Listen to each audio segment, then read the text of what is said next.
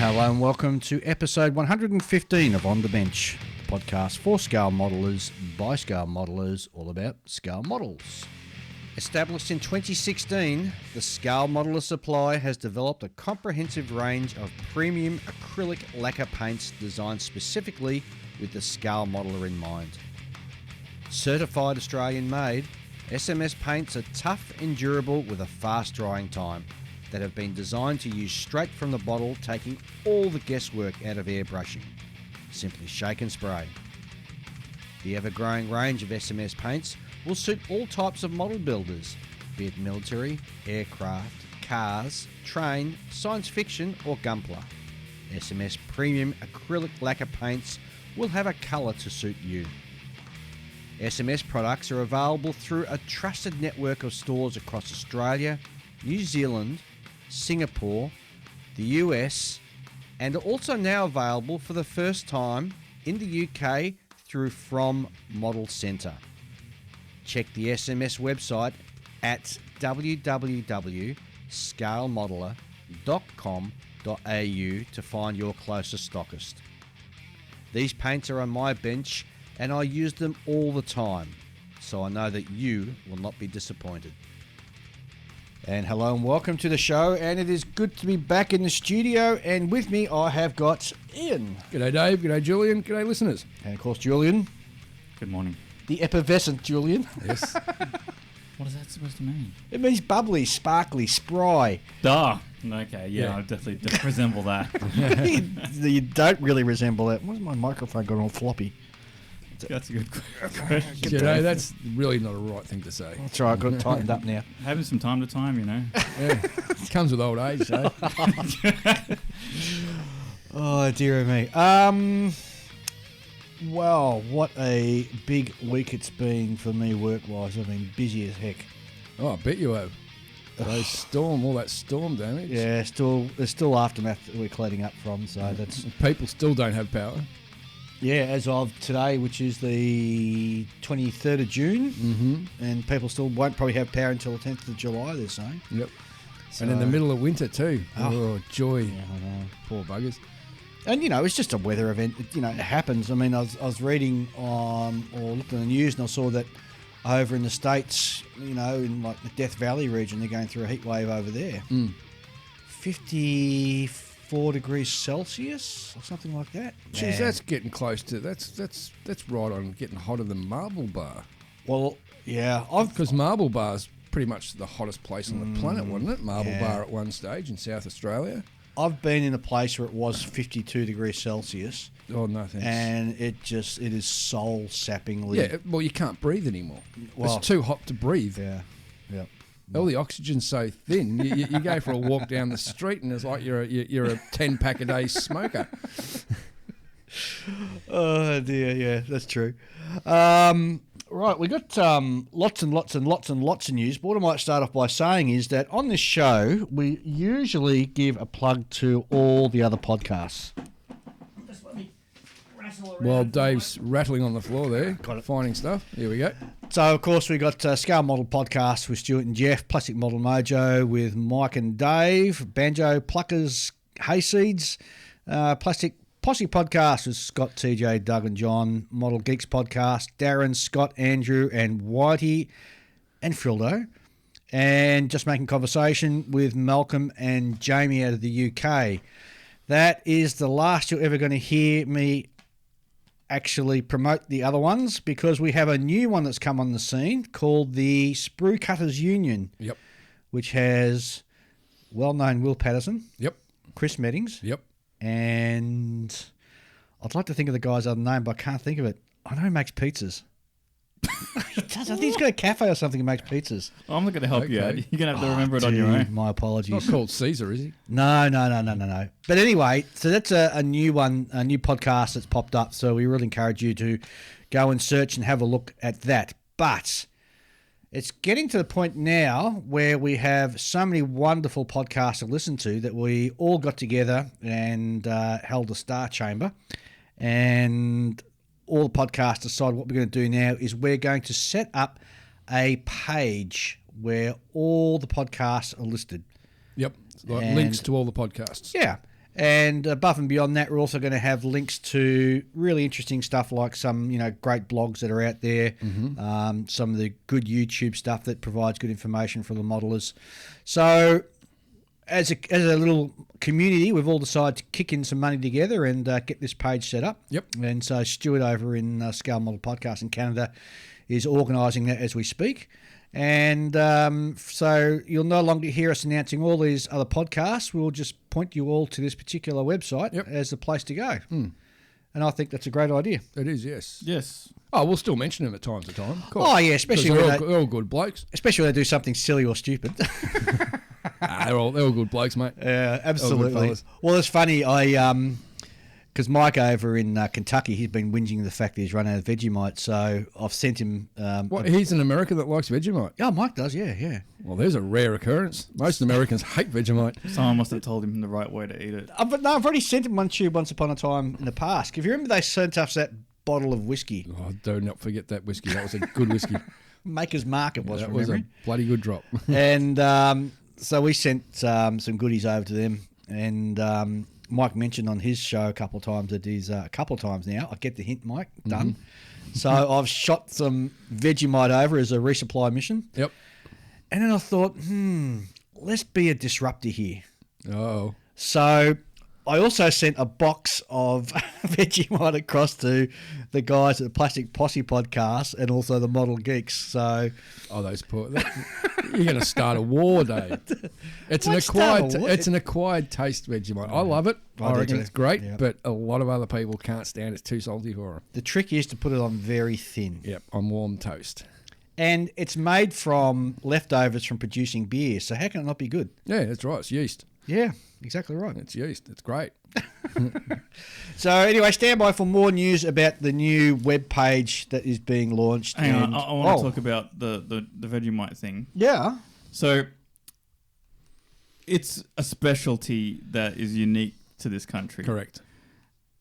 I have a theory, right?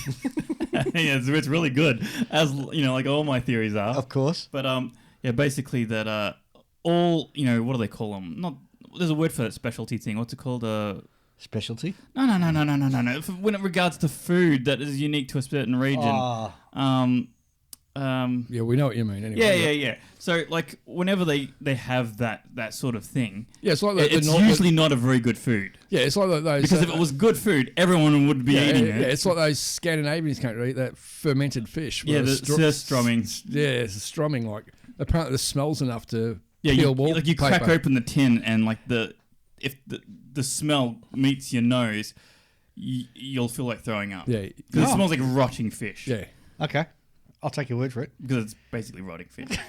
Well, the Romans used to do that. Yeah. That was one of their specialist condiments. The hell's this got to do with Vegemite? Well, in any Well, it's case, 'cause of acquired taste. Well, see, the thing is, like, what happens is a lot of these things are like products and that have cuisine that has been around when times were hard, and then times got better.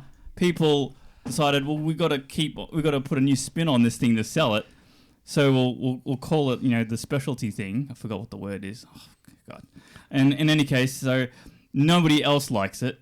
And if you try to introduce it to them, they'll usually not like it. Right? Mm-hmm.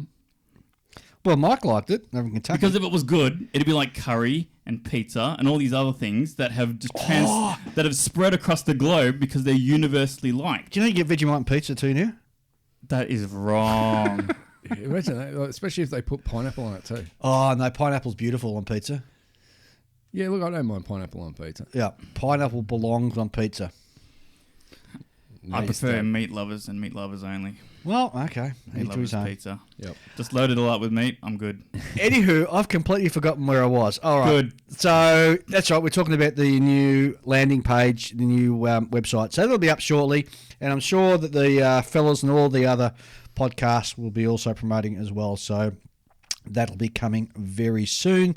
And best of luck to the new boys from the Sprue Cutters Union. Yep.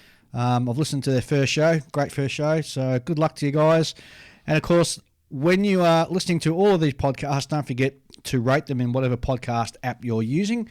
It just helps with the analytics and pushes all of the shows up to the top under the hobby section of podcasting. Yep. Right. That's my big announcement. There you go.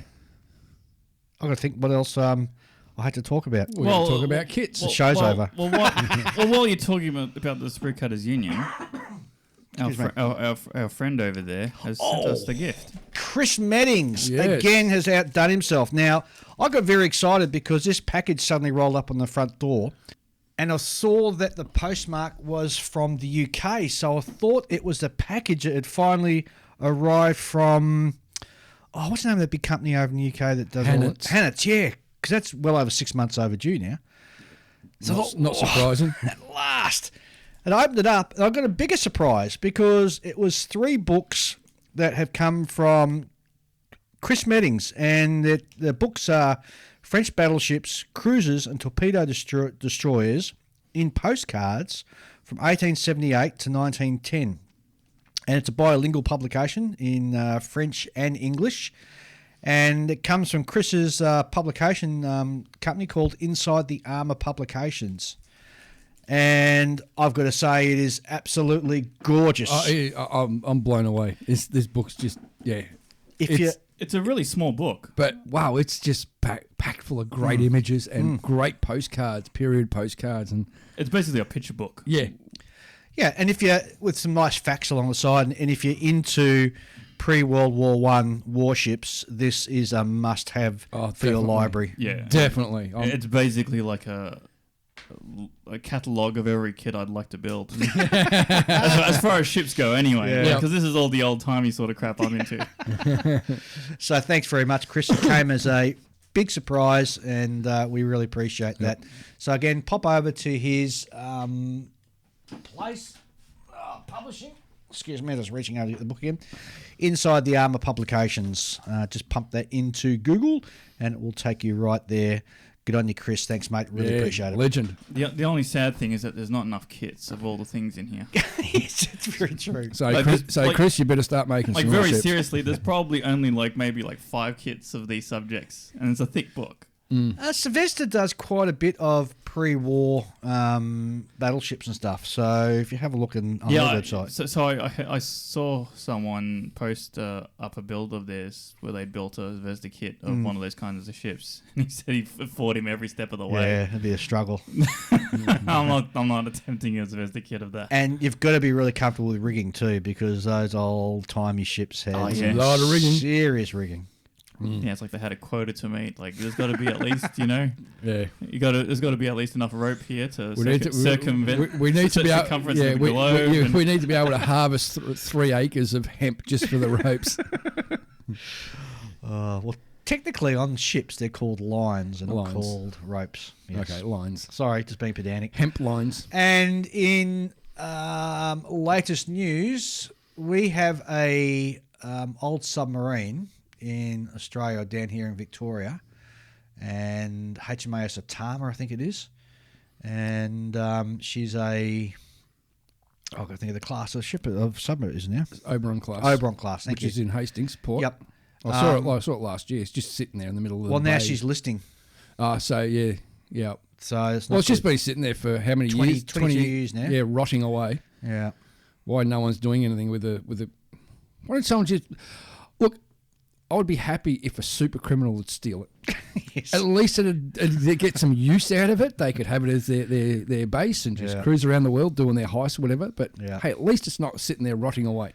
Well, I hope somebody actually gets and drags it into somewhere, because if it's listing, that means she's got a leak somewhere, and it's not good news. No. So So Anywho. being that far, it's still in our waters, so we can't go. Hey, we're going to claim this. you mean pirate rights? Yeah. Could do with a sub. Don't know where to put it, but I think it's going to be outside of territorial waters before yeah, we which row is a out and shame. claim it. Yeah. That's a shame. Oh, well. While we're on the topic of old submarines, I thought I'd plug a cool video that I watched the other day. Yep. It's about the Battle of May Island. Yes, I watched that. May Island. Yeah. Yeah. Yep. Yeah, it was really. It was from a channel that doesn't. It normally does sort of documentary type things about all kinds of peculiar stuff around the internet, but he decided to do a war one this time, and very interesting about how the Royal Navy screwed things up on an unbelievable scale. I mean, Really? super. Yeah, and they screwed it up to the point that they covered it up until the late 90s. Yeah, so it's been covered up for nearly 100 years. Wow. A massive loss of K-class submarines. Yeah. Like through collisions and just the K-class submarine was a widowmaker, putting it plain. Now, that was the one where it was a boiler. They had a boiler in it. Yeah, it And had the you two little funnels. the Yeah. funnels. And the funnels were that short. Yeah. They had a habit of the water could splash up into the funnels Yeah. and douse the flames. douse the flames. And to crash dive, what is it? I think it took 20 5 minutes. No, I had to unhook it. It was about 20 minutes. I had to unhook all the cables and fold everything, all the funnels down. And rather than be able to crash dive, and as Julian says, in standard 5 minutes. No. It took the K class 5 Yeah. minutes, and it took every other sub about 30 seconds. Yeah, that's it. Yeah, because it's just such a horrible and when thing. it crash dives, the top surface of the sub acts as like a hydroplane and and pushes the nose down. nose down. And every single K class had touched the bottom. Nose first. Nose first at least once. Whoops. Yeah, but as Julian said, it is a video well worth watching. It really, really shows how deep people can cover things up. And like Julian said, no one knew anything about this for nearly 100 years. The Royal Navy had covered it up. The video actually does like a cool play-by-play like diagram showing like the paths that all the ships took and which ones collided with which. And it shows there was 100 people died in it, and not a single enemy combatant not was involved. Yeah, exactly. And even the HMAS Australia was involved. Oh, really? Australia won, yeah, but she never got hit. She missed. Was it during World War One or was it before or just after? Yeah, during World War One. During World War War One, yeah. Okay. Yeah. I didn't realise the K classes were in use in the First World War. Well, I'm not. I'm pretty sure it was World War One because it does mention their response to the German U-boats. Okay. And blah blah blah blah blah. Oh, blah. cool. I'll I'll have to have a look. Yeah, definitely. and the music in the video was made especially for it. Yeah. Oh, seriously? Yeah, he's got some very the guy who does that YouTube channel. He's got some very dedicated fans that will get involved with his work. Yep. Well, I was going to do a Battle of Mail Island. I'll have to have a look at that. I've got the link you sent me, so I've just got to find the time. Got to find a spare hour to sit and watch it. Maybe I'll do it while I'm doing post production. It's almost a podcast in a way. Yep. Wow. Because you can listen to the audio, but in order to really have an idea of how things went, it's good that you You got the visual component. yeah, the visual sort of thing. Yep. Well, speaking of podcasts that are not related to modelling, but they kind of are, I came across a new podcast the other day, and it's called Totally Tanked Podcast. There's a couple of Aussies who just do an episode in a different tank once a month. So that was pretty cool. Oh, yeah, the latest tank What? news from the Australian Armour Museum. What? Their Yug Panzer's nearly ready. Oh, is it really? Yeah. Oh, They got a Yug Panzer, and it's one of the late ones with the steel front wheels. The two front bogies are steel rather than have the rubber tyres. that's on up in Cairns, isn't it? Yep. Cairns, yeah. Yep. Yeah. We're going to get up there one day, man. Their collection must be pretty insane Yeah. by now. Yeah. They got a bit of everything. Definitely going to get up there. Bit of everything. Let's talk about models. Yes, let's That's what talk we're about here models. for. And okay. before we start, I've got a surprise for Dave. Oh, have you? Yeah. I bumped into an old friend of ours, Callum McDonald, Yes. who finally handed me, all the way from Russia, the HMAS Bernie in 1 to 350 scale. What? Bathurst class minesweeper. Holy cow. So this Bathurst class. Wow. Yep, and it is a phenomenally great little kit. It has got heaps of photo etch and really nice resin. And yeah, from the looks of it, it should build up to be a very nice kit. But what I find strange is to get an obscure Australian subject. You can only get it from a Russian company. And that's the model company is Pacific Roads. Pacific Crossroads. Pacific Crossroads, beg your Yep. pardon. So you go, he's got his Facebook there, so Pacific Crossroads Yep. Models. Yeah, Boris, the owner, is a great bloke. Fantastic. Now, I know Boris does a lot of stuff. He responds to fandom, I guess so, Yep. or fanboys, and he will do limited runs of things if he gets enough numbers sort of organised. And all his 1/350 scale ships are all from the 1941-42 Southeast Asia. So he does a lot of the Dutch ships as well. Oh, that must be right up your alley as well. Yeah, then. yeah. Oh, that is fantastic. So, yeah, I got my first dedicated Australian ship. Well, I've got HMS Australia sitting out there as well. Yeah, so, sorry, I do. That's my second one, yes. And I've got some of the Perry class sweepers we had. Yep. So I've got more than... Yeah, okay. Yeah. Well, I'm really, really thoroughly chuffed about that. So who do I have to thank for that? That's mine. Oh, is it? Yeah, I'm just showing it to you. Oh! Dude, cost me only $200, mate. I'm not giving it away. I thought you were giving it to me. No, I'm showing it to You you. were hand to the cross. Yeah, Look good on you. at that. Oh, look at that. It's coming to my hands now. Now this belongs to Cheeky me. sod. Cheeky sod. Yeah, it looks a great looking kit. Yep. All right. Very happy In with other it. news, I've been plugging away on this FX Hurricane. And how you been finding it, Julian? So it's a 148 scale Hurricane, Yes, it is. and it's one of their recent. Yeah, I suppose. I haven't really had a look at exactly when it was made, but it seems recent-ish. It's I'm having a bit of it's taking a while to get together, and it's not like I've been slacking on it actually. I've been actually working on this quite a bit, but there's a lot of stuff to fill, aside from like a few sync marks and stuff. It's taken a bit of time because I don't want to destroy any of the surface detail because it's got like all the stretched look for the fabric areas. Yeah. And they've done a very good job on that. I've had a look at some of the other kits, like the Hasegawa kit, which people have a lot of misgivings about. There are certain areas on that where there's seam lines between parts. Oh, the through. Hasegawa kit I've built, and it has the worst possible position of the wing join to the bottom of the fuselage. Right. Because where it joins is actually in the middle of the fabric, where if they moved the join up about 5 mil further towards the nose, they would have been able to put it straight to the panel. But no, so you've got to... And it's a bad fit, which means you've got to putty, and then you've got to put the scallops back in. Yeah. So it would be over here, like a bit further back up here, and you got to you got to merge two pieces of two parts where the fabric is, and it's not good. No. But it's really nice the way they've done the fabric on this kit because it's very subtle. It varies in depth in all kinds of different places, and you can see where the sort of structural elements are under it in some places, but not every place. It's very well thought out in that regard. But it's taken a while to get together just because it's got like all kinds of odd little shapes and things, and I've had to like putty all the way along the leading edge because they don't line up. And it's not actually the upper wing and the lower wing that's the problem. Problem is that the spars that run through the middle sit in a sort of a trench on the inside of the upper wing. Yep. I'm not sure why they decided to do it that way, but it throws off the alignment between the top and bottom halves of the wing. Right. Yeah. That'd be annoying. Yeah.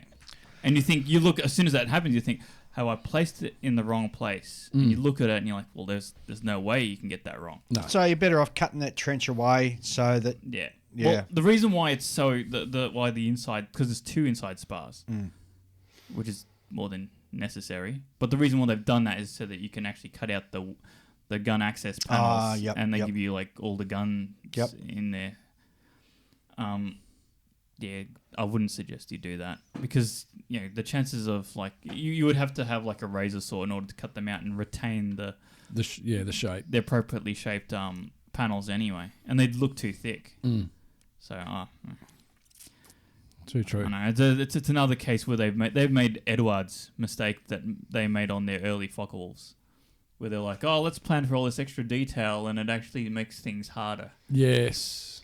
But the panel lines aren't overly deep in on the wings, and to my eye, it looks to be It's not too bad. extremely well detailed. I've actually realised that the panel lines are not that deep. That's not the issue. It's just that they appear deeper than they should be because they're wider. Yeah, and it's not really like if you imagine like the panel line as a V-shaped trench, right? It's because where that trench meets the actual horizontal outer surface, it curves off rather than being a sharp edge. Yep. Because of the plastic that they use and because it's a bit of a softer plastic, they can't get the crispness in those lines that Tamiya and Hasegawa can pull off. Correct. Right? So there's nothing wrong with their CAD. The CAD is perfect. The design of the kit is perfect. It's the plastic that can't keep up. Look, I'm not a great fan of that light grey rubbery styrene that the Airfix now uses. I think it's just way too soft. It's holding them back. Yeah. But I'm Look, sure it might be. I'm sure they got their reasons for using it. Maybe it'd be cheap. I'm pretty sure most of the manufacturing is now done in India, so yeah, it's all cheaply done. It might be just what is available to wherever they're getting it manufactured, because no one else uses it. No, that's right. I don't know, but maybe some of the early Eastern European companies might have used similar plastic. Maybe. I don't know. It's a strange blend of plastic and of polystyrene.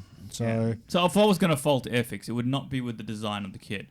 It would be with the sourcing of materials. Yep.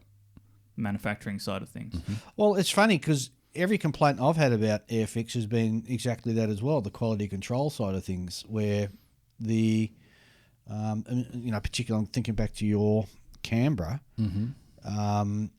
if they had better quality control in the production area, they would have picked up that it had been significantly warped. In fact, warping is a result of poor manufacturing. You're either opening the mould too quickly or the mould's not getting enough water to cool it down, and so the plastic warps when you open the mould up. But the thing is, like they brought out the P40, which had noticeably different plastic. Yeah. Oh, really? Yeah. Suggesting perhaps it wasn't manufactured. Well, maybe they tried to go to a better plastic, and it ended up being maybe not quite so economically viable. Well, no. Look, there wouldn't be a big price. Well, okay. There perhaps is a large price difference when you're buying, because you buy plastic by the container load, and it generally gets fed into a great big silo. And the silo, big hopper. Yeah, big hopper. Well, it's a big silo. Think of grain silo. Yeah. And you fill that up, and that just goes into the factory and feeds about 6 or 7 or 8 machines that are running. So the price difference between one type of polystyrene and another wouldn't be that dramatic when it comes down to the actual kit costs, because you're talking, but large volumes. it might be that's just all that's available in that part of the world. Yeah. Well, quite possibly, because there is a bit of a price increase coming in plastics because there's a shortage, I heard somewhere, of plastic. So who knows? I don't know. Plastics comes from the oil industry. Well, yeah. Does it still though? Yeah. Yeah. Yeah. Oh well. But by and large, your recommendation, your thumbs up for the Airfix Hurricane. You're not going to find a better hurricane in this scale. Yeah. At least not So yet. I'm vindicated. Well, I mean, remember a few episodes ago, I said Airfix, when we were discussing how people were saying how we were constantly bagging Airfix, I said their Hurricane wasn't too bad a kit. yeah, there isn't any until Armour Hobby brings out their one. 48 scale, but that's a Mark II. That's not the Mark 1. Yep. If you want a Mark 1, if you want a Battle of Britain 1, this is still the best game in town. And see, Edwards It's a foreseeable future anyway. releasing the Mark V Spitfire. First major boxing is basically, I think, all American birds. Yep. So it's all going to be, I think there's only 3 British Randell Spitfires, Mark Vs. That's a smart play because there's going to be a bigger market in the States. in the States. So we're hoping, everyone's got their fingers crossed, that we might be getting a similar Aussie to the Aussie 8 when they do the Aussie 5. Also, which would be nice to see because there's a lot of great Australian schemes with the Mark V Spitfire. Also, another reason why they might be going with the American Spitfires first is because they might do what they did last time and sort of do a big push on it at Nationals. Yep. That could very well be the reason. Right, so it'd make sense because I know they probably made quite a bit of money because they took a lot of kits to that show and they just disappeared. Yep. Yeah, because I think I'm pretty sure you can do the B's and C's out of the new kit. So Yeah, look, well, even if you yeah. bought one, you can still Yeah. do an Australian one. You just got to get some Aussie markings. Yeah. Because we had the 5Cs. What do you think of the clipped Spitfire as a model to make? The clip wing Spitfire? Mm. Not a fan. Not a fan? Not a fan of the clip See, wing I Spitfire. don't mind it that much. I know it's not like the orthodox, the way most people envision their Spitfire, but I'll take it over that. It's same as the that same as pointy the tipped one. Yeah, it's same as the high altitude. I'm not a fan. I'm not a fan unless it's a PR in the blue or the pink. Then I reckon it looks cool. Otherwise, with the pointy or the stubby wings, no. I just like the classic curved Spitfire wing. See, I kind of think of the clipped wing. What's it clipped, cropped and clapped? Yes. Spitfire. I kind of think of it as like the aeroplane version of a sawn-off shotgun. Yeah. Like it's been modified for very specific combat conditions. Low altitude. Let's get in there and. Was it was done so it could roll a bit better, rate of roll will be faster. Yep. Yeah, because faster rate it of roll. was like a band-aid measure to help them compete against Focke-Wulfs. Focke-Wulfs, Yeah. because the Spitfires were great guns. Then the Focke-Wulf 190 came out and just it was like Bloody Sunday back in World War One. Yeah. They were just losing Spitfires left, right, and centre. And they go, "Oh, we better do something about this real quick." Well, I mean, the whole tactic of doing fighter sweeps into occupied France is flawed. I reckon That was just it flak was just heaven. pointless. It was flak heaven. It didn't achieve much, and they just lost it. A lot of machines for no good reason. I mean, they weren't trying to achieve air superiority. They already had it. Well, they didn't have it over in 42, 43. Oh, 42, 43. Yeah, they didn't have it, and that's when these sort of rhubarbs they were called were going Yeah, on. rhubarb It was just a waste of time. I mean, they were just going over and sort of beating up whatever they could. I mean, fair enough, it kept the Luftwaffe tied up a little bit. And the other thing also, you also think the other thing is for the people over in Europe who are actually, it gives them a bit of hope that they see the Allies are over there attempting but to Bomber do Command something. was doing that during the night, and But I think there's a big difference between sitting in your home and hoping to God there's not a 500-pounder aimed for you, dropping from the sky, to actually sitting there on your porch watching a Spitfire strafe a German column. There's a big difference. One is these bombs are dropping indiscriminately, and they knew they were dropping indiscriminately because they'd aimed them, but the bomb sights weren't that accurate back then. So there was a lot of bombs that were landing in areas that shouldn't have been, which was more a terror for the occupied Europeans. I know, I spoke to my dad about it, and he lived through it. Yeah. He hated the bombing raids. Even though they knew they were targeting the Germans, they knew there was always going to be that one-off chance a bomb's going to land in their lounge room. Yep. Whereas sitting on your porch and watching some Allies strafe the Germans, that was great for them. Well, that's good, but you don't win wars by pleasing some Frenchman sitting on his porch watching a Spitfire Too true. fly over and do But it pointless. still gives them hope. Yeah, but you don't win wars by giving the civilian population in the occupied territory hope. You win wars by applying proper strategy and tactics. And the rhubarbs, in my view, weren't proper strategy and tactics for what they achieved. I think there's an element of where they had their reasons. However, it might not be that obvious because obviously there's a lot of things going in on the background, tactically and strategically, and they did what they thought was best at the time. I don't think it was a poor choice. Australia was screaming for Spitfires to help defend Darwin against the Japanese. That's a terrible idea. And Yeah. we Great didn't- aircraft, bad choice of area. But what I'm saying is we didn't get them until 43. June 43 or Yeah, when we- later? Well, around then we I'm got glad our- we got them because now I can build models of them, right? But how many got lost in mangrove swamps? How many ditched in mangrove swamps? Look, and A hell of a lot of them because they just did not have the fuel to patrol this top end of Australia. well, they're an interceptor, aren't they? They're a So, point yeah. defence Yeah. interceptor. Yeah. They weren't designed. They would have been better off with a Mustang. But Well, they as couldn't get their point hands on defence, Mustangs. are they? How limited is a Spitfire without radar to back it up? Well, they had radar in Darwin. Radar got there before the Spitfires did. Are they? And also we had we had all those missionaries who had little radios and were the coast watchers. The unsung heroes of World War II. All along in the islands, and as the Japanese aircraft would fly, they'd radio ahead saying they're coming in. Yep. Yeah, those coast watchers. They are some very, very game people. Oh, dude, we're getting so far off topic. Well, I know. It's just rambling. We're just gone down the rabbit hole. Okay. So Ian, have you built anything lately? Yeah. Me? Oh, I'm still working on the just doing bits and pieces on that Canadian machine gun carrier. Oh. So slowly plodding along, little bits and pieces here. Yeah, well, there are quite a few small pieces in that, isn't there? Plus, I've got to drill out all the little holes in the tyres. Oh, that's right. Oh, Yeah. that sounds like fun. Yeah, that's not going to be fun at all. So I'm procrastinating a little bit. So yeah. Don't look at me. I haven't built or done anything. Yeah, I didn't think you had. busy. Not even busy with work, but then when I do get home, the last thing I feel like doing is going sitting in the man cave and building models. So I'm just exhausted, man. Well, just take a look at your neat little book now and go, oh wow, that's a cool looking little ship, and then go Get all inspired. and then you'll go online and go and try and find a kit of it. No, there's no kit. Oh, well, we have to scratch build. Yeah, good luck scratch building these things because they're the most I know, weird. intricate looking things. All right, let's have a look at some of our listener mail, and Yeah. we got quite a bit in again, which is fantastic.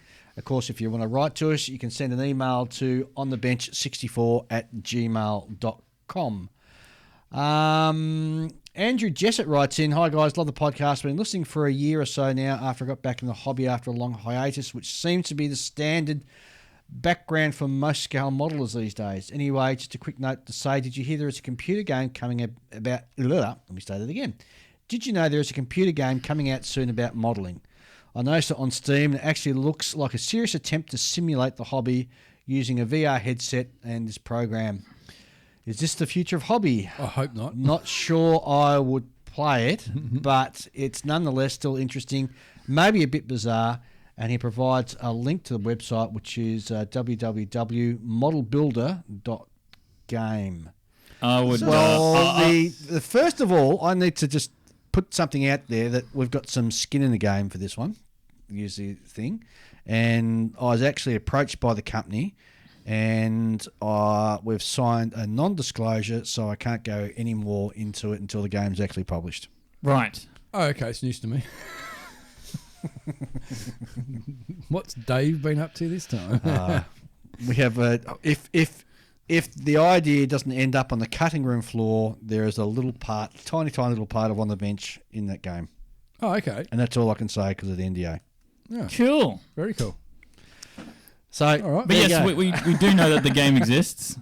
Yes. There was an earlier one that was a much more Yeah, I remember that. So- basic. yeah. But this one has taken it to a Oh, different okay. level. So I thought it was going to be that one I saw years ago. It was Nah, like, oh, that was pretty nah. basic. It's an interesting concept because I mean, Well, it's you know, like virtual jigsaw puzzling.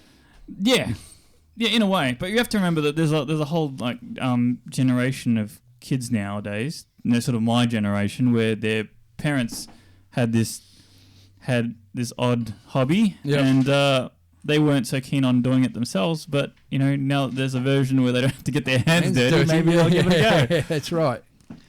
And who knows? Maybe they'll hook them into we suck them into the sucker more hobby people in. proper.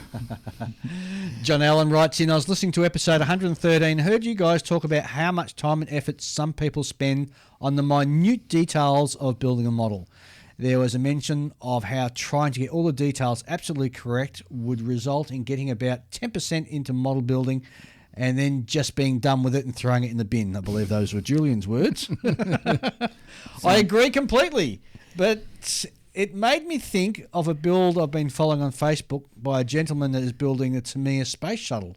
I've seen that. Yes. Yeah. The extraordinary effect he is putting into getting all the details exactly right is both overwhelming and amazing. Sometimes after seeing all the work he's putting into it and reading the posts, I have to take a nap. He's also posted a link to that particular Facebook thing page, and he says, sorry about lockdown. I won't get a chance to meet you all at the Nationals in Vegas. I was looking forward to meeting you three, and so was my wife. She doesn't build, but she finds you all highly entertaining and listens with me in the car. Cool. So, Mrs. Allen, hello from David. Hello from Ian. Yeah, hello. That's John Allen from Lafayette, Indiana, USA. Thanks, John. Great. Yeah, I'm pretty well acquainted with that space shuttle build. It Yeah, looks so good. He's just doing all the tiling and everything. And it's just it blows my mind. And he's going to be doing like all the little tiny stencil type, decal type stuff on every single tile. Yeah. The guy is insane. Yeah, but see, the thing is, like, he's done that panel on the front, and he's done the vertical. Yeah, I've done the vertical. And then now he has to do the rest of it. Yeah. And you look at the rest, what he started off with, that is not a kit that is kind. No, that's an old kit. That's from the 80s, I think. Oh, it's going to... I mean, like, you look at what the work that he's done, and, like, even halfway through the kind of work that he does, it's just amazing. Yeah, I fully agree. But now he's like right into the heart of it, and that's a lot of surface to cover. Exactly, he's going to be very busy. He's spent a lot of time doing the work he's done so far, and he hasn't even covered maybe like 15% of it. Yep, it's going to be a few years before that project's done. Good on him. Yeah, I totally agree. It's going to look extraordinary when it's finished. It'll be the best one ever. Yeah. Julian Fisher-Lamont writes in, hello all, I've been listening in for the past few months and thought it was time to write in for the first time. I was listening to your latest episode, which was 114, and was entirely confused when I heard Ian talk about, in utter disgust, how he's building a commissioned TA 152 and his client forced him to paint the spinner in historically inaccurate red instead of the green. What confuses me isn't necessarily the details of this instance, e.g. why Ian was so irked. Why are so many modelers, especially the rivet counters, so adverse to using artistic license to paint unique yet inaccurate schemes on their models? Why would one limit themselves to the same old boring scheme that everyone else does and it becomes cliche? Why not set yourself apart and use your own creativity to create alternative history schemes? What do you think? It's not my what's the best way? It's not my scene, man. It's just not my scene. It's just a difference in perspective, is what it is. Well, we used to have a guy who used to be a part of our club, and that's all he ever did and some of the stuff was like really amazing, and some of the stuff was like really. It's personal taste. I like my alternate history. Huge fan of the author Harry Turtledove and what's his name, Anderson, who does the Destroyman series, all that sort of stuff. Absolutely love it. One day I will do a USS Walker going against the Grick. But when it comes to doing aircraft and that, I like to have them as they looked, not as someone wants them to look. Like, I know, very last couple of days, someone posted online a Mitsubishi Zero that he'd painted up with all the, like, Japanese tattoo style artwork. Like a mural type thing on it? Yeah, all over it. Yeah. It looked all right. Not something I personally like. It's not for me. Well, the Zero wouldn't have big fishes and samurais all painted all over it.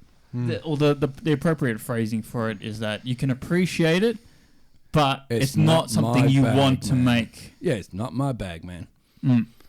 Well, I'm of the opinion that everybody should just paint a model however they see, whatever they see fit. If you're aiming for accuracy, then yes, follow what the aircraft are painted at the time. Well, if you're not being accurate and you don't care about that, you want to do a what if, paint it to whatever you want. Yeah. So as long as it makes you happy. It's just not my thing. Yeah. The difference in mindset, I think, is the people on that side of the equation will see it as, oh, why don't you embrace all this freedom and to be artistic, etc. That's what science fiction's for. But then on the other side, people think, well, I can still be artistic and expressive and creative within the bounds of reality of like, you know, you can put all kinds of weathering and stuff into that red or green, whichever the color is. It's green, isn't it? The right color? Yeah. And so you don't need to to go to a completely different color just to express your creativity. Yep. Different strokes yeah, look, for different folks. I don't care what colour you paint it, just so long as if, when you do paint it, you say, hey, this is a what if. Yep, great. If you're painting it completely, oddball, you're saying I'm painting this as well, you know what? You don't even have to tell me. You just do it for yourself. As long as you're happy. I used to have to do that thing. Like, I remember there was a guy I used to deal with who did books of alternate history of air forces, and the amount of times I got given all these weird, standard aircraft. But what is the author? John Baxter. That's right. Yes. And I remember once I had to build what he had, a Mitsubishi Brumby. Yeah. Which was a number 3 Squadron Desert Air Force Mitsubishi Zero. Yeah. Right, so you imagine a Mitsubishi Zero in the brown and the stone colour with the azure blue undersides and British roundels. It confused me while I was painting it. It just didn't sit with. But I was commissioned to build it, so I built it. Yeah. But for my own personal choice, never would I go down that rabbit hole. Julian from Lexington, Kentucky. Don't worry about it. You just do whatever you want to do. That's fine, mate. All right.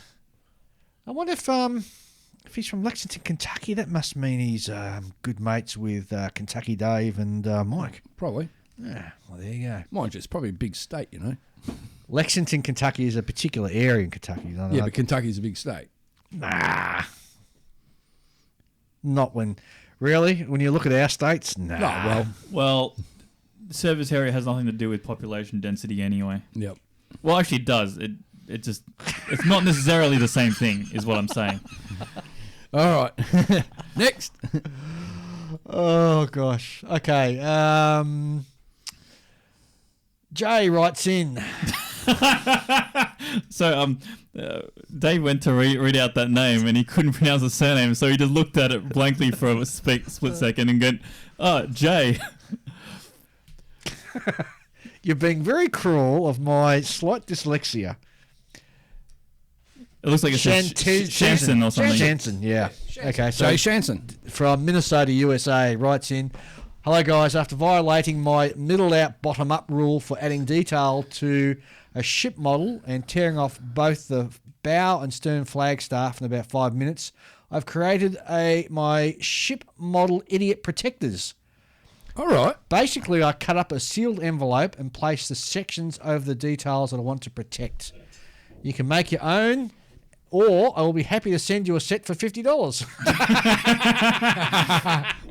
So basically, what he's done, he's just got he's created a round. A protective tent. Protective tent around the details he wants to protect. What a great idea. Yeah. That's a really good idea. It's just a paper scaffold, that's what it is. Yeah. Just for something, because I know it's like when you're doing ships and you got all that wiring and the lines and rigging and it's so easy to accidentally brush against it. Whereas if you've got something big protecting it, that's a great idea. I like that. Absolutely. Grant Dazel writes in, "Hello guys, listen to your podcast on selling your built kits. I've been back in the hobby for around 8 years and it has become probably an obsession for me. I love the hobby. I sell some of my builds on eBay, but I don't call myself a pro, or I don't say professionally built in listings. Good man. Like you guys said, you can't get back the money and time you put in, and people who buy the models would have no idea of the time or costs. Mm-hmm. What I sell is money that goes back. Why I sell is because the money goes back into my hobby, and I enjoy the builds. I don't really care about the models after the build. They are just dust magnets, no matter how good your display cabinet is, and they'll eventually be covered in dust. I keep photos of all my builds, that way I can see my work.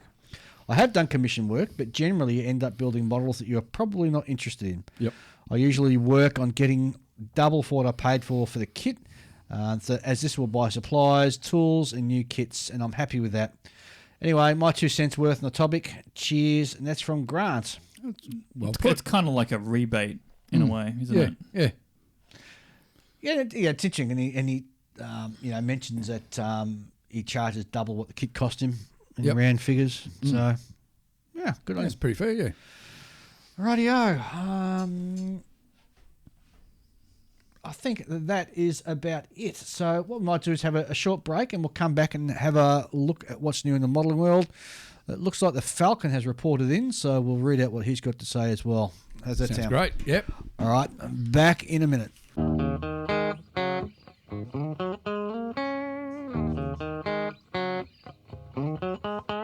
Whether you build aircraft, armour, ships, science fiction, cars or figures, the Fine Scale Modeller magazine provides the how-to information you need to take your modelling to the next level.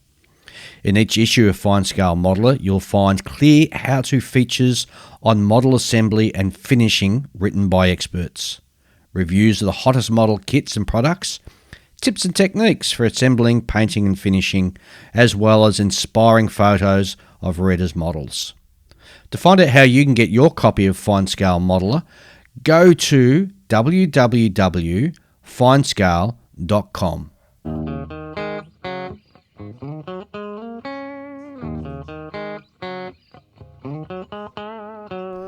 And we're back to have a chat about what's new in the modelling world. And of course, our good friend the Falcon has written in. And he writes, "Hello, David and the others." Oh, he only calls you guys the others. The others. You know what? I'm going to start calling him the seagull. The seagull. The Falcon writes, "Not the busiest time for new releases, but here's what I was able to find. For aircraft, Arsenal Model Group will be adding to their lineup the 1/48 scale interwar British biplanes with both the Mark 1 and the Mark 2 Hawker Furies. Oh, nice. Seems about time we got a new 48 scale Hawker Fury. The old Impact and Airfix kits are well past it." I've got one of the older Impact kits. Oh, have you really? It's ancient. Oh, I bet it is. You could probably sell it as an antique now. More than likely. I might build that actually. The Hawker Fury. I like them. 48 scale. They look really nice. With Yeah, the, well, you know, the polished aluminium and the British speed silver. It just looks really good. Well, it's a forerunner to the Hurricane, wasn't it? Correct. Yes. Yeah. In fact, it looks almost like a Hurricane in some respects. Yeah, the fuselage shape. Yeah. Yeah. Yeah, well, I mean, I would do it because, you know, I like building between the wars biplane type stuff. Dora Wings have shown the sprue test shots for the upcoming 48 scale Curtiss Wright CW22 Falcon. It looks very nice, as we have come to expect from Dora. They have also showed the decal sheet, and if I've identified my roundels correctly, the first boxing will include markings for the US Army Air Corps, the Peruvian Air Force and Ecuadorian machines. The CW22 is a pretty weird looking airplane, but then the Falcon is into some pretty weird stuff. Yes. And one of those could end up in my collection. Plus, it's a Falcon, so it'd almost be rude not to get one. Yes. A quick update on Copper State models, 32 scale aircraft releases. The Cauldron G3 will be the first one released, not the Bristol Scout. Expect to see the Cauldron in September this year. Apparently the Scout won't be released until late 2022.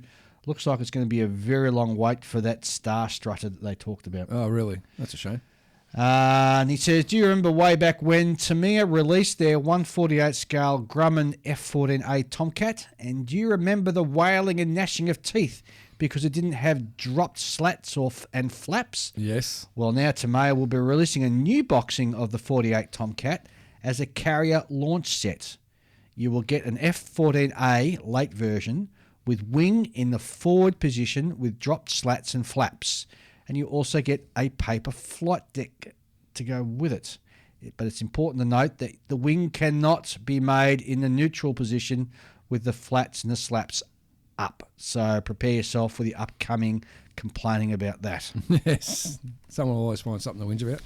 I don't understand why Tamiya wouldn't do that. It just strikes me as a bit odd. Marketing, maybe.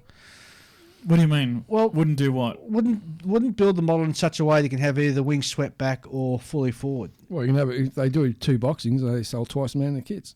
Oh, yeah. Well, it also comes down to the extra parts. Like, you know, they're not willing to give away all the bits for free. Yes. Yeah, but because otherwise you're including a whole lot of extra plastic that won't be used in the kit. Yeah. Well, can you guys think of a swing wing aircraft where you can't build it with either wings open or shut? Well, I don't really In build a jets model myself aircraft. anyway. So Trying to think. I think pretty much everyone's I've built, you could have them either. You can have them either open or closed. Yeah, but Or specifically fully forward or fully back. Yeah, but specifically in this case, it's not just forward or back. It's also forward or back plus wing, flaps and slats up or down. Yeah, but that's not hard to allow the modeler to have either slats extended and the flaps dropped, or have them not extended and dropped, as well as allowing the wing to be forward or swept back. It just seems... Well, if anyone could pull it off, it would be Tamiya. But I wouldn't necessarily say that every company is capable of doing that. Just seems rather odd. I don't know. Anyway. And remember, they don't want their kit to be too complicated. Yeah. That's not their deal. They're not Edward. They're not building for the people who are super into these things. They're still mostly targeting the everyday modeler. Yeah. Okay. Well, I guess that'll be good news for those of you out there who enjoy building US carrier aircraft. So I guess you'll be pretty excited about that. ICM apparently are developing a 1/44th scale kit of the Tupolev U-144 Charger, otherwise known in the West as the Concordski. Yeah, yes. The Concordski. Pretty sure the airline guys will be very excited about that. Avis will be releasing two 1/72nd scale kits of the Sternen Hammond Y1S. These kits are going to be a limited edition of only 500 each. Can't say I've ever heard of this aircraft, which is a twin-boom, single-pusher civilian light aircraft that looks extremely weird. Too weird even for the Falcon. Oh, that's saying something. That is saying something.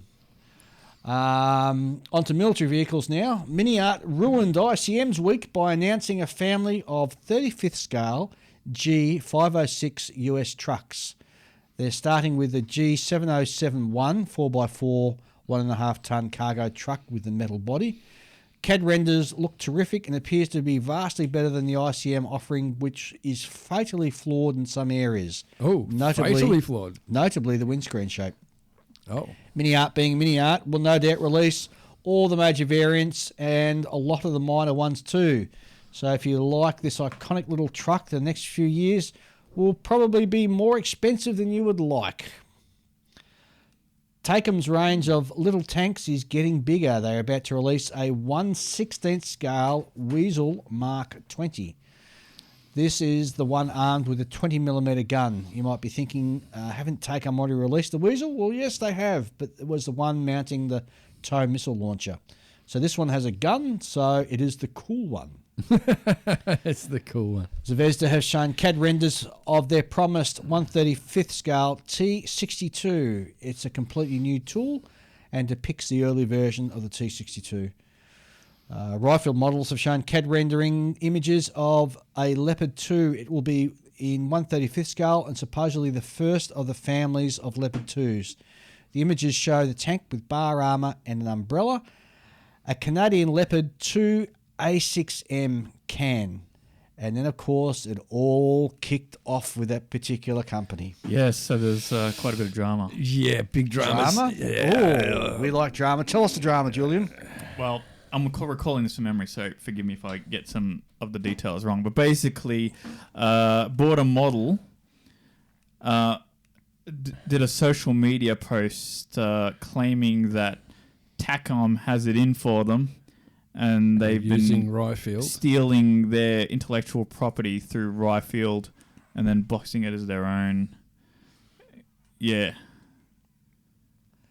So exactly what did Border Model... It's really... We can't really say it over the air because it's got a fair few expletives thrown in. That's right. It seems more like a personal spat than... To me, all I can say is I looked at that and I thought someone's fingers were going faster than their brain. They've just been in this rage, typed something in, while in the rage, hit the enter, and now... Unfortunately, it looks like the kind of post where you wake up in the morning and you go, "Oh, I shouldn't have typed that." Yeah, exactly. And then you wish you could delete it. Exactly. Well, they could delete it. So if you go to Border Model's Facebook page, it's got the full rant of what they posted there, and because there was a response from TACOM. And TACOM says that Border Models committed serious libel in their post and slander against TACOM and Ryfield. Yep. So the courts, it's going to go to the courts by the looks of it. Well, this is interesting. Most of these companies are based in China, aren't they? All three of them. All three of them. So we're talking about Border Models, TACOM, and Ryfield Models. Yep. Ryfield Models seem to be the bunny caught in the middle of this argument. Yes. And with Border Models claiming that Ryfield Models is being used by TACOM willingly. Yep. In a alleged theft of all the intellectual property on the Leopard tanks. Yeah. Leopard 2. Their Leopard 2 kit was I think punched out by Ryfield or something along those lines. This is an extraordinary sort of spray online that comes as a real big surprise to me from these two companies based in China. Three companies. Three companies. Well, Ryfield Models have kept quiet. They haven't said anything yet. Yeah. Yeah, if they're smart, they're smart, they're just going to sit back and open a bag of crisps and just watch the well burn. Well, I hope this ends well because I'd hate to see Border Models roll up and die. And look, honestly, but my personal is it doesn't look good for Border. Look, they may be right. I don't know the what's all happening. None of us know what happens in China, but it could have been handled a lot better. And I think that the big mistake is what he done with his post he wasn't thinking. He wasn't thinking it through. It was an emotional post that should never have been posted. Look, it refers to like individuals who work for those companies. He's naming names, and and you shouldn't do that. It's because look, if he's wrong or he's made a mistake, what I remember, he was told by apparently an ex-TACOM or Ryfield employee that this was going on. How do we know that? How does he know that guy was telling the full truth? If that guy wasn't telling him the full truth, he's walked in, sprayed with wrong information. They're going to take him to the courts. He's screwed. I don't know how the libel laws work in China, so... Yeah, maybe they don't. Yeah, they probably just put you against the wall. Oh, geez, I don't know. But it reminds me, it just shows you've got to be really careful with social media because let's recall that one in, what was that Spanish one where they did that really poor taste. The AK book where they did the book on dioramas of junkies and all that sort of... No, it wasn't. It was more like atrocities. Yeah, atrocities. That's right, yeah. And then they had a spray on social media when people sort of said, "Hey, this is in bad taste." And they went sort of... they went back on their words pretty quick. Yeah, they retracted everything. They retracted everything really quick. The book has come out, though. Oh, has it? Right. The book is out. Unchanged? I don't think it's changed. Oh, okay. It's got a warning on it. Yeah, okay. Well, that's good. But not my scene. No, look, I like dioramas, but stuff like that, it's a very morbid. It's what's the point of it? And it's why there's one diorama of a guy shooting up. Like, why? Why do a diorama of a drug addict? Yeah. It's like, what are you achieving from that? That's real poor taste. Yeah. You're modeling misery. Well, yeah, but people are free to do what they want to do. Exactly, it's a freedom of expression. But is it worthy of a publication? No, really. Yeah. That's quite a good point you said there, Julian. Is it worthy of the publication? What's it trying to achieve? And I have to agree with you. I don't think it's worthy of a publication. If anything, it's shock value. Yeah. Yeah. Don't know. I think just poor tasters weren't thinking correctly. And going back to this other discussion we're having, about TACOM and Ryfield models and Border models. Look, I've got models from each of those companies, and they're great kits. Yeah. So I'd hate to see either one of them sort of suffer or something bad come out of it. Yep. Because they're great manufacturers from the kits I've bought and built. So yeah, it's just a shame. Well, maybe if the guy from Border sends the guy from TACOM 20 goats or something, it might be all sorted out there. You see, I was saying you never air your dirty laundry in public. No way.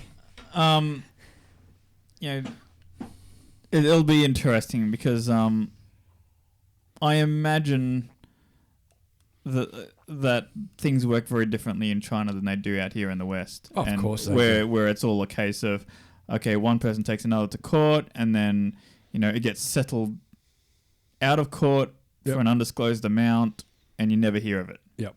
Because it's all tied up in like you don't speak a word of it. It's all part of the contractual obligation of this is how much you get paid, whatever. We don't really see behind the curtain anyway, so we probably won't hear what the conclusion is of this fallout. No.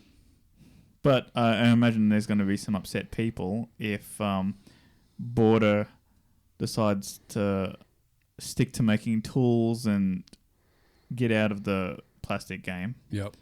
Because there's a few people out there who really want their 35th scale Messerschmitt. I'm still moving forward. Yeah. And they're going pretty deep on that. They've released figures. They're doing figures and things. They've got all the CAD and... All right, yep. Yeah. 35th scale aircraft. Pilot figures, Yep. So they're committing to that line. A lot into it, yeah. And if they fail here, people will have the whole, if only they'd come through on that, in the same way that they do with Wingnut Wings. Yep. If only they'd continued, we would have gotten what we wanted. Yes. But interesting times ahead in China. Well, the Falcon continues, and he goes, it's not confirmed in any way, but it's purely based on a post that he read in the forum. But the rumour is that Hobby Boss have acquired Panda. So that's interesting. Just Panda? Or does Panda come with Kitty Hawk? I don't know. Because I'm pretty sure that those are just two brand names on the from one same company. Yeah, they are, yeah. Unless Panda was a sort of, one particular side of Kitty Hawk, or Kitty Hawk is one part of Panda. I don't know how the company was structured. So, but the fact that there's a rumour that Hobby Boss has grabbed that, it sort of confirms our spitballing last episode where we said that, no doubt somebody will swoop in and pick up the moulds. Yeah. So. Yeah. Well, to put it this way, if it was Italeri, Italeri. It would definitely be as bad as the Kitty Hawk kits are. It'd still be an improvement on their kits. I don't know. Some of the old Italeri kits weren't too bad. Their decals were pretty shocking. I remember. No, actually, it was Eshy. Eshy, I reckon, had the worst decals. They were flat, and their glue wasn't any good on the decals. So if you weren't quick enough to clear coat them, they'd fly off. Like you put your decals on, you go to give it a clear coat, and next thing you know, you spray along, and next thing you're watching your decals go flying off, blowing your decals off your kit. It used to drive me nuts. Oh, jeez. Okay. Let's see what else has the Falcon got to say. Meng models have announced a 135th scale kit of the PLA ZTQ-15 Black Panther light tank. Hadn't heard of this vehicle, but it must be pretty cool, as Hobby Boss have also announced a 35th scale kit of the very same vehicle. So who uses that tank? The Wakandans? Oh, I don't know. I've got no idea. That went right over his head, didn't it? That would be... I know who the Wakandans are. So don't be so... I didn't enjoy that movie at all. I thought it was pretty poor. No, I didn't mind it. It'd be China, because it's a PLA. Yeah. That's that one there. Yeah. Yeah, okay. Which was That's like a modern tank. Yeah. It's a bit like a Bradley, doesn't it? All those bolts. Well, it's just a modern tank. Yeah. It's got the same. Yeah. They got no soul like the old tanks. I suppose, but that's opening a can of worms. But it's more a case of, someone's doing that. I better steal that and put it on my own tank, because they put effort into that, and I probably want to capitalize on their efforts. What, you mean a certain country stealing other people's intellectual rights? No, that never happens. Everyone does that in times of war, all right? The Falcon continues on. Of course, we won't know which kit will be the one to buy until the reviews are in, but all I can say at this point is that the Meng CAD renders look a lot nicer. Shipping news. Ooh. Takeom have announced they'll be producing a 1/35th scale kit of the battleship Yamato, third year type, 60 caliber, 15.5 centimetre gun turret. Takeom have previously released the 72nd scale Yamato main gun turret and soon to release Yamato anchors in 1/16th scale. And now this secondary gun turret in 35th scale. It's a shame they didn't go all constant scale with the releases. If they had, you may well have been on the way to building a full 1/35th scale battleship, or even the 1/16th scale for the very ambitious. Oh my! Imagine how big that'd be. Huge. Well, haven't the Japanese got a museum where they've built a 1/16th scale? Thing's massive. Of Yeah. it, and it's Wasn't it used in the movie Ochi something Yamato? I think The they Japanese, built a new one for that. And speaking of movies, yes. there's a movie coming out called The War on Archimedes. The what? The War on Archimedes. Oh, what's that about? It's about a guy who's hired by the Japanese government during World War II to look into the the bad dealings while they were building the battleship Yamato. So it's all mainly about this guy investigating while they're building the Yamato, and then it shows the Yamato in battle and so forth. That looks quite interesting. Is it like a police drama on like corruption and stuff within military manufacturing industry? Is that what it is? I think so, yeah. Okay. But it's all based around the building of the Yamato. Well, I've got a book on the battleship Musashi, and it goes into the details about how they built that and the huge screens and everything they built to hide it. While they were building it, and the levels of secrecy they went into while they were building it. Yep. And that's quite an interesting read. Yeah. So I'm just wondering if this is just a dramatised sort of, play on that. Who Could knows? be. But it's all going to be. Is it subtitled? Or? Yeah, subtitled. Okay. Yeah. So I think it hits the American screens. I think this week. Right. Okay. So, but it looks quite. I saw some shorts on YouTube and I thought that looks really, really good. Yeah, to be honest, I think like that kind of a concept for a movie as a script has more merit than an actual war movie about a given battle. Yes. Like, I don't know if you've ever seen that Ochi Yamato movie, but it's got some pretty bad scenes in it, like where you can actually... You can't actually see it, but you do know there is a bloke off screen with a bucket of fake blood just throwing it against the wall. It's just that bad quality in some areas. Yeah. It's one of those movies that's got some really good high quality FX and then some really, really low quality FX thrown in. So I know. it's not balanced. Japanese live action stuff is kind of like proportionally bad to how good their animation is. Well, I do like my zombie shows, and so I've just finished watching season 2 of Black Summer, which dropped on so they've Netflix. done season 2, have they? Yeah, it's better than season 1. It's great. It's really good. Fast zombies are scary zombies. Yes. These zombies are really fast. Yeah, I know. Nothing worse than fast zombies. And also, I don't know whether I mentioned it, but I picked up somewhere, I might have mentioned a couple of shows ago, I might have not.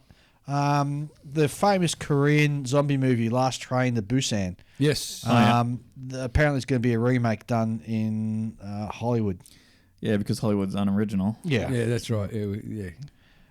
But if you want to watch a really cool zombie movie, it's a Korean movie, Last Train to Busan, and it is awesome. Mate, some of those Korean movies are freaking awesome. I remember watching one about some monster that was getting around and I can't remember. I think I saw the same one. And it ends up living in a drain and it catches some young girl and she's like hiding in the drain from this big, like Cloverfield style monster. Yeah. It was very Cloverfield. It was wasn't really well done. Yeah. It was really well done. I really enjoyed it. Yeah. Another great Korean movie, The Brotherhood, which is about two brothers that fight on the opposite side of the Korean War. That's a great movie. It's got a great scene of a Corsair crashing into the North Korean lines.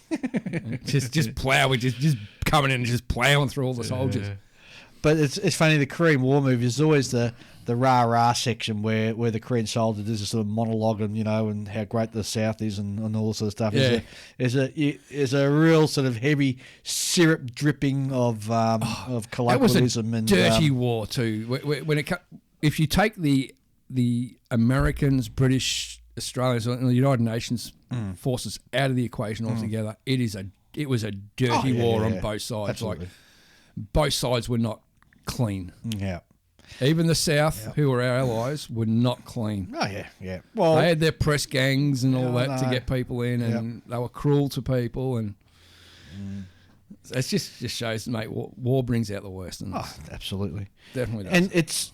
And it was Truman who labelled it a police action, and he did that because he didn't want to Another war. A war, yeah. because they're just so quick, so soon out of World War II. So let's call it a police action. Yeah, like Vietnam, police action. Well, they didn't name Vietnam War as a police action, but anyway. It started off as observation. Once again, we completely digress. Last but not least, from the Falcon. Yeah, and this title of this is Livestock. Mini Art have just announced a 1/35th scale kit of sheep.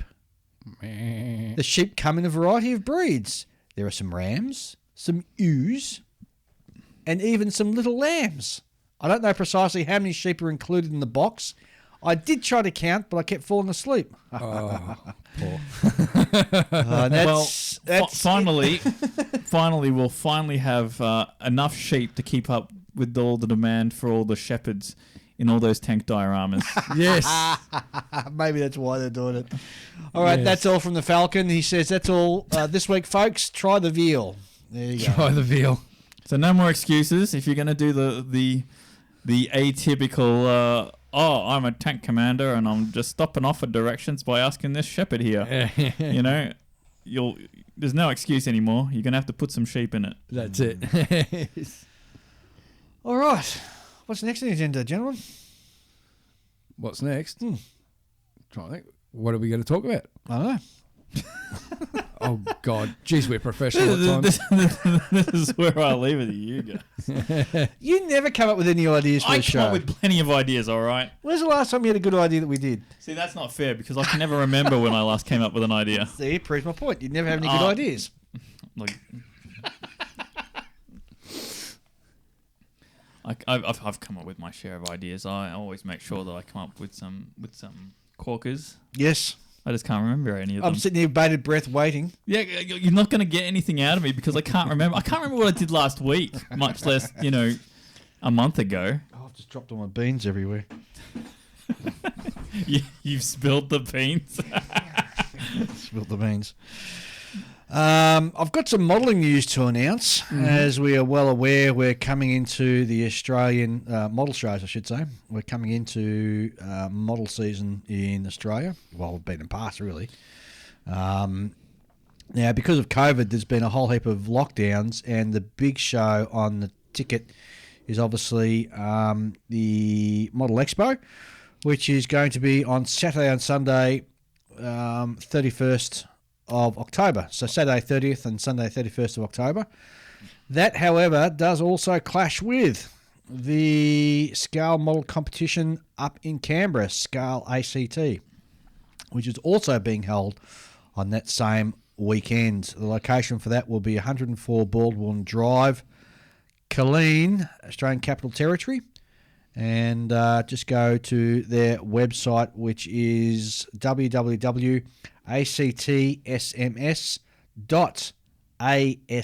www.actsms.asn.au, and that will give you the details for that particular show that's coming up. Also, I think the Wagga Wagga scale model show is also on that particular weekend. So It's going to be a busy weekend for shows. and I know there's another one that's going to be on that weekend as well, but it's not coming to mind readily. I think maybe it's somewhere up in Queensland? Yeah, Might be the Queensland one they're holding. don't know. Border Models in late news released on their Facebook page talking about new model kits. They've released CAD drawings for a 1/35th scale BT013 Kodiak, which is sort of like a shovel version. Well, it's like a tank with. Yeah, it's one of those engineered tanks. Engineer recovery vehicle. No, it's not recovery. It's just a purely engineering vehicle. Oh, right, yep. it's a it's a Got a backhoe attachment. And, On the front. Yep. It's not a Burger Panzer. A burger panzer. It's a Don't you mean Lance- a burg panzer? That's it, Burger Panzer. I like You calling it said burger. Yeah. yeah. That thing's one of those like excavating type things for landscaping. Yes. Battlefield landscaping. Battlefield landscaping. Yeah, that's right. Oh, gee, Put in a that's so retaining funny. wall. Isn't that what mortars? Water feature? Isn't that what mortars were used for? No, Landscaping. no, it's for putting up a shrubbery. A shrubbery. You'll need a shrubbery. Good old shrubbery. Yeah, you gotta plant a line of shrubs for your do. tanks to hide behind. Oh no, you got to think about Monty Python. Yes. A shrubbery. A shrubbery. All right, guys. I think we might call that quits for the week. We'll be back in a fortnight Yes. with some more news. So, in the meantime, Ian, Photo which is your friend, and happy modelling. Julian. Is it really a friend? Is Is my it really? friend. He's my friend. Actually, that meme you posted on the Facebook page, Julian. Yeah, that's right. So you might consider Photo Etch your friend, but he doesn't consider you his friend. Love's got to go some way. He's trying to make, like Photo Etch, if it was an individual, he's trying to make as many enemies as possible. Yeah, is that what it is? Damn. All right. That's all Julian's, that- that's Julian's Yeah, bit. that in itself is my sign off. All right, no worries. Don't forget, thank you very much, everybody who contributes to supporting the show through Patreon. For as little as $1 per month, you too can help support the show. Just go to www.patreon.com/onthebench.